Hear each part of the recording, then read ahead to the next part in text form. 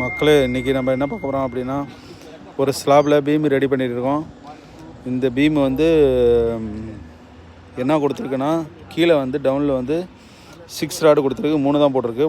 3 போடல, இன்னும் போடுவாங்க.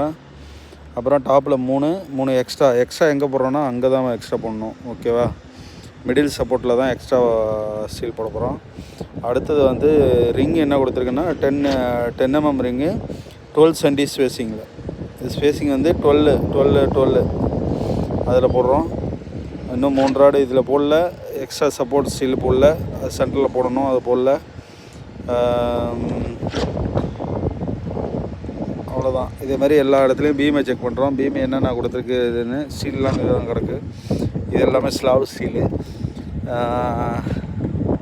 அங்கே பார்த்திங்கன்னா அங்கேயும் ஒரு பீம் இருக்குது. அந்த பீமை ரெடி பண்ணுறாங்க. அதில் வந்து இன்னும் பாட்டமில் எக்ஸ்ட்ரா இன்னும் போடல. அங்கே போட்டிருப்பாங்க.